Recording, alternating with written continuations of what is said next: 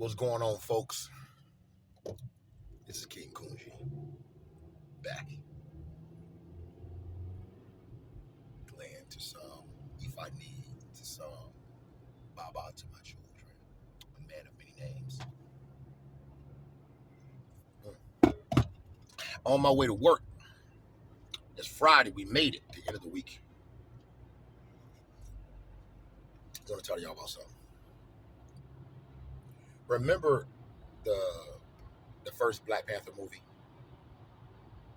when T'Challa, played by the late Chadwick Boseman, when he was fighting Killmonger for the throne of Wakanda, and Killmonger was kicking his ass. He was kicking his ass, I think.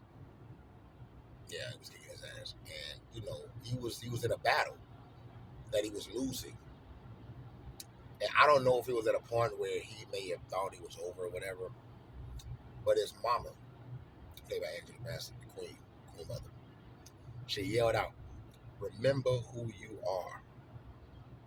I thought about that this morning. I thought about this morning from a conversation I had last night with a friend of mine. Been having some good conversations lately. It's good. Like I said before, it's good to have friends in your life that are supportive. But anyway, uh, that scene was dope because T'Challa knew who he was, but his mama, I ain't gonna say she thought he forgot who he was, but she felt he needed to be reminded in that moment, in that tough time. Because in that moment, he ain't thinking who he is. In that moment, he's thinking about getting choked out, getting stabbed, and getting thrown over that cliff. And it was because they were fighting on a mountain. But so in that moment, he was focused on the challenges of the circumstance, challenges of the situation. So he really thinking about who he is in the context of who he's supposed to become, who he's destined to become, who he is in terms of the gifts that he was born with, who he is in terms of his character, his strengths, whatever you want to put in that parentheses. But he ain't think about that shit in the moment. He think about how the hell I'm going to get up out of this situation. Circumstance can do that shit to you. Circumstance can beat you the fuck down. Fear can do that shit to you. And sometimes circumstance and fear go hand in hand. Fear uses circumstances to reinforce its power. You know what I'm saying? Um, and I can say me personally, um, uh, not so much circumstance, but I will say I have deified fear for a long time. For a long time, I've deified fear, not intentionally. Like sometimes you don't even realize you're deifying something, right? And like in the Bible, I'm not a Christian, but I grew up in Christianity, in a black church. Loud ass truck. How the Bible and one of the Ten Commandments, God say, "Thou shalt not worship any other gods before me." Something to those lines. Well, I don't think it's necessarily meaning a literal other religious god or cultural god or goddess or whatever. I mean, it is talking about that, but I think anything that you give all your energy to, like all your energy to the point where this thing or idea or whatever can move and shake your entire being. Like you shape your character, your decision making, like your stability, emotional, mental, spiritual, all of it is moved and shaped and influenced by it. You damn near deifying it. And that's how I was with fear. But I didn't know it. You know what I'm saying? It's crazy because fear is it's very slick because you know your brain will begin to condition itself to justify how you're moving with it, right? And because again, you don't even realize you're doing it. I didn't even realize I was doing it until I sat in this healing process of doing self-reflection And I'm looking like, damn, it's a lot of shit I didn't do. And a lot of shit I did because of fear. And, and some of it's subordinates, imposter syndrome. You know what I'm saying? Feeling like, you know, I'm not I'm not the one, or I'm not worthy of it, um, or maybe I'm not as good as others think I am, or smart as others may think I am. Because you know it don't matter what other motherfuckers think, how smart they think you are, how good they think you are at something, or what they think you can do. If you don't believe that shit yourself, that shit don't mean a damn thing. And that's where I was for a long time, most of my adult life actually. So I put these self-imposed ceilings on achievements, really, like literally, like I wouldn't, I have not really taken risk, you know, all them, you know, I know that a lot of those motivational speakers go hard on, you got to take risks, you got to take risks, you got to move here, but that's real. I never taken a real risk, and I created logical justifications for not doing it. But the real reason is I was fucking worshiping fear. Fear became my deity. Now, I ain't joined no religion of fear, but fear has been dictating how I moved, dictating what I do, what I don't do, goals, plans, all of that, for real. And and it's so funny because in my prayers, I pray to the Most High, and he found, he said, Olodumare, and at the end to the Orishas, and I say, bring people into my life to help me, move closer to fulfilling my purpose in life, what God has will for my life. Remove people from my life that is a hindrance to that. So you pray for that, and you also pray for situations and opportunities, right? And then when they come, like God, like come, and and a friend of mine last night, we was talking, and she was like, "Hey, I think you should do this." Like she was making reference to my potential. It was similar to T'Challa's mom. Remember who you are, but unlike him, as soon as he heard that shit, it clicked, boom, and he got his ass up off his back, and he got them. No, it wasn't. He wasn't fighting Killmonger. My bad. He was fighting M'Baku. My bad. It wasn't Killmonger. It was M'Baku. Killmonger threw his ass over the damn mountain. It was M'Baku, the first fight he had. I think it's called Warrior Mountain or something like that. But yeah, M'Baku had him on the ground. But then when he heard his mama say, "Remember who you are," he got up and he kicked M'Baku's ass, right? And reclaimed his throne as the king of Wakanda. But so unlike him, I didn't immediately get this. Oh yeah, I remember who I am. I'm the fucking king, right? Nah, honestly, when she said it, fear didn't really hit, but yeah, it did. Let me say it did. It did. It did. It did.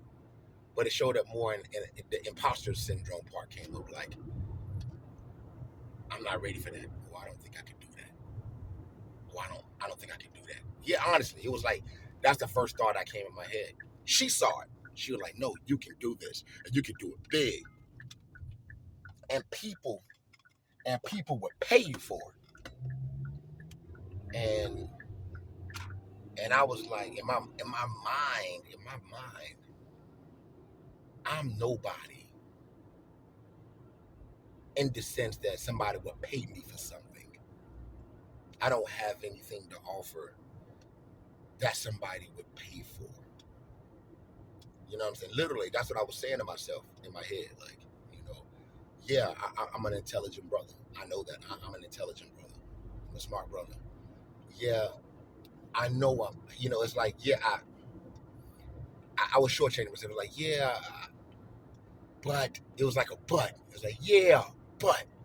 And that's what I kept telling myself. Yeah, but like I'm not, nobody see enough value in me to pay for something from me. You know what I'm saying? And I had to be honest with myself in real time. I was telling her, and I thought about it all last night when we got off the phone. Like, yo, man, that was fear. I was back at the altar of fear, giving offering, and the offering was myself. You know, my potential. Hey, fear. I'm giving you my potential. I'm giving you the gift God gave me. I'm giving you what God will for my life. You know what I'm saying? That's not a literal altar, but that's what I was doing. So I started to say, man, um, you know, sometimes we got to have self reflection and really have honest conversations with ourselves about things. Like, and it's hard. It's hard, and it's scary sometimes because when you have those honest conversations and you say it out loud and you admit it, then you're going to be held accountable to do something about it. You're going to Baba issue and he finds them like, okay, now you're at the crossroads. Now we openly acknowledge your shit. So now you got a choice. You're gonna keep going down that path. You're gonna go left. You're gonna go right. You're gonna go back. You're gonna move forward. And it's only one of these ways is the way that you need to go. But so I just want to say I thank God for friends again. Because it's good. It's a blessing, yo. Don't get me wrong. It's being self motivated, self driven, and self disciplined. Most importantly, self discipline because that kills motivation every day. It's great, but to have people in your life that not only good cheerleaders but teammates, like motherfuckers who's like really like, okay, yo, like let's get in a huddle and create a plan for the next play to get the fucking end zone. You know what I'm saying? You know, you know, to have teammate friends, people who's saying, hey, look, I think you should do this. And not only that, this is what I'm going to do. I'm going to do this for you so you can kind of get an idea of what it can look like and we can add on to it. Having friends like that is fucking golden. You know what I'm saying? Because sometimes, like T'Challa in the Black Panther movie, sometimes a circumstance or a situation I have us so beat down that we'll forget who the fuck we are. We'll forget who we are supposed to evolve to, who we're supposed to be, and what we're supposed to do that God sent us here to do. And it's good to have people to remind you that shit. And most importantly, have those self conversations and check ourselves. You know, what I'm saying? It's good to have other people check, but it's good to check ourselves too. So I just want to share that this morning. I love y'all. Enjoy this day. Sorry about the long ass video. It was on my spirit, and I felt if I'm dealing with that shit, somebody else is probably dealing with it. We healing, we growing. You know what I'm saying? So, and just another public service announcement: the Baltimore Kings Chess Club for Black Boys meet every first and third Saturday from 2 to 4 at the Prince Hall Masonic Lodge, 301 Cook Road, Durham, North Carolina. 27713. But this November 2nd, the first Saturday of November, may not be. We are not planning to meet in Durham. We're planning to do a field trip to Charlotte at the No Grease Barber School in Charlotte, North Carolina. They are our food sponsor. So stay tuned for that. We'll get a hard confirmation on that sometime next week. And but the next one will be back in Durham, the third Saturday.